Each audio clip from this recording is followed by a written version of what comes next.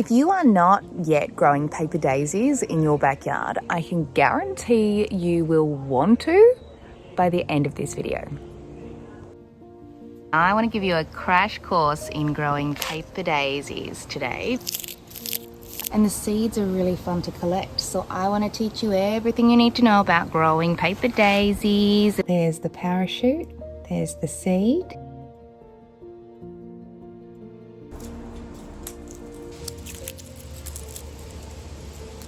These everlasting daisies are some of the easiest things I have ever grown, and yet they just give me so much satisfaction, and they just keep going and going and going.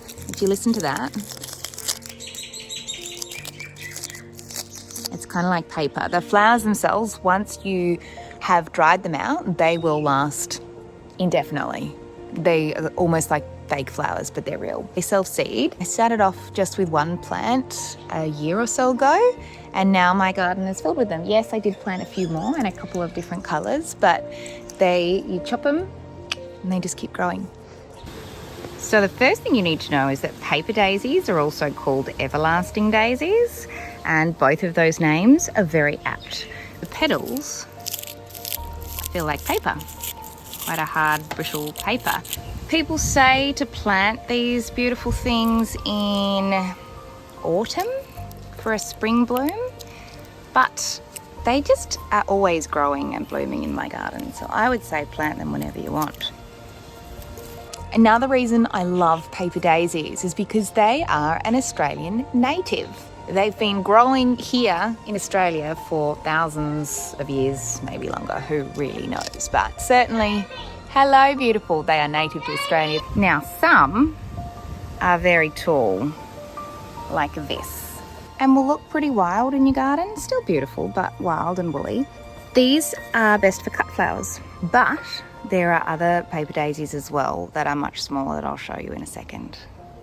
So in terms of which ones do you want to plant? Do you want to plant the tall cut flowers, or do you want to plant the miniature versions, the dwarf versions? Well, that all depends on what you want them for.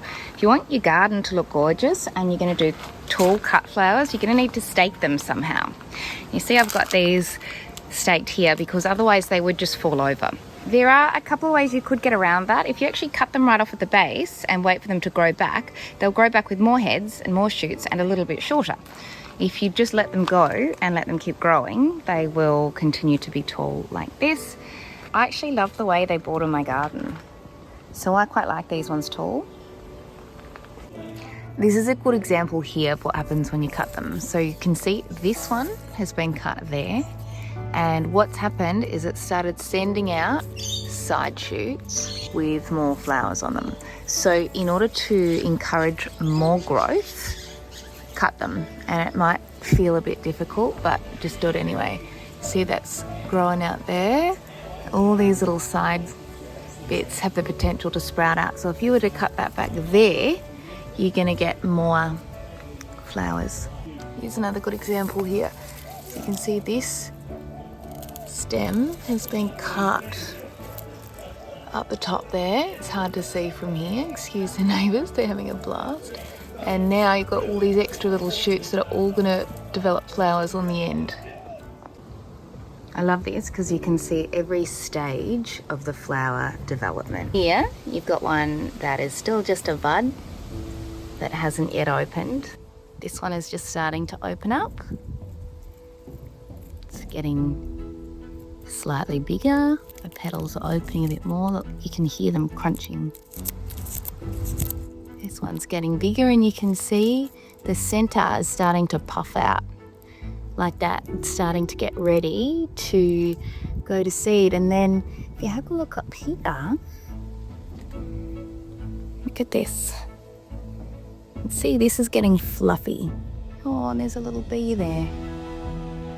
This is getting fluffy. That means its seed is ready to take flight. That one over there, those seeds have already started to take flight. It's like a little parachute.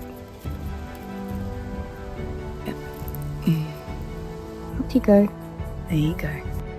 So if you want to replicate that in a slightly more controlled environment and see where your seeds land and grow them where you want them to grow, you can. This is the perfect example of seeds that are ready to be harvested. Is that the word? Collected, saved. These seeds look like they are just taking off mid-flight, and I can assure you if there was some wind going at the moment, they'd be flying everywhere. But let's take a closer look here.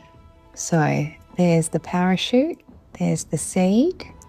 Now here's the thing, if you were a professional seed collector, you would probably separate those.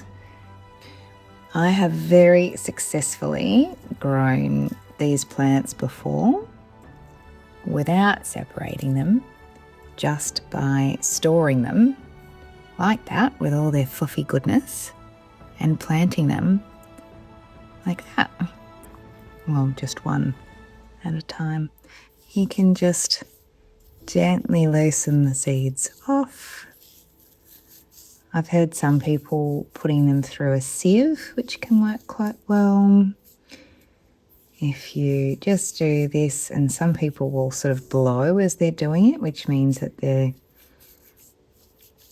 fluffy bits blow away, the seeds fall to the bottom. And then what we have left here is the seeds. Now, unlike other seeds, these seeds actually need light to germinate. So rather than burying them, you can literally just sit them on the top of soil and dampen them in, or very, very, very finely cover them. So once you've got your seeds, you've got a couple of options. You can either put them in a paper bag and let them dry out for another couple of weeks before storing them, and then they should store for quite a long period of time, or you can go and plant them straight away. So you only really need one plant in each of these, but I'm going to put about 3 seeds in each one just to maximize the chance of germination. And I'm just going to sit them on the top. And then to prove to you that this works, I'm going to put some in just like that. The only real risk with doing it this way is that they can fly away, so you just need to water them in pretty quickly. God, they're wanting to fly away already. How amazing is this one? Beautiful, beautiful colours, and then boom, ugly duckling, but filled with so much promise. What you doing?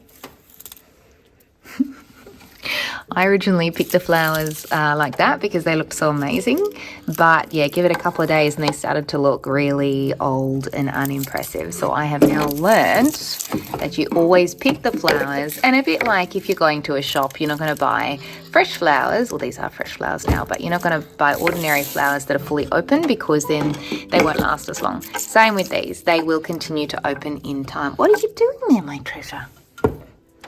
Cooking. That'd be beautiful. So to dry these off now, what we're going to do is we're going to strip the leaves back, which you can't do with one hand, not with you here. And then I'm going to tie some string around there, hang them up, and in about a week, they'll be perfect. Now these were some of the first flowers I dried, and you can see a perfect example of flowers that were pretty closed when they were picked, and flowers that were open when they were picked. Those ones that were already open now look a bit ugly and ridiculous, and those that weren't yet open have since started to open and look much more beautiful. So while they are still upside down, those stems are now hard, and so I could pop them in a little vase, which I might need 2 hands for.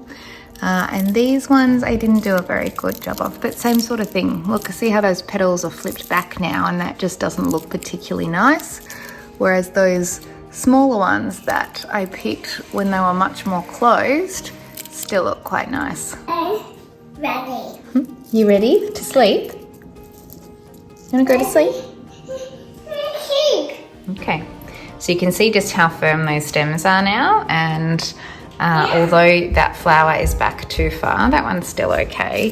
That one I'm gonna ditch because that just doesn't look good anymore. But these ones still look beautiful. The leaves I should have pulled off, and I can pull them off now, but when they're firm like that, you can pop them in here, and I should literally plum. Oh, Luz.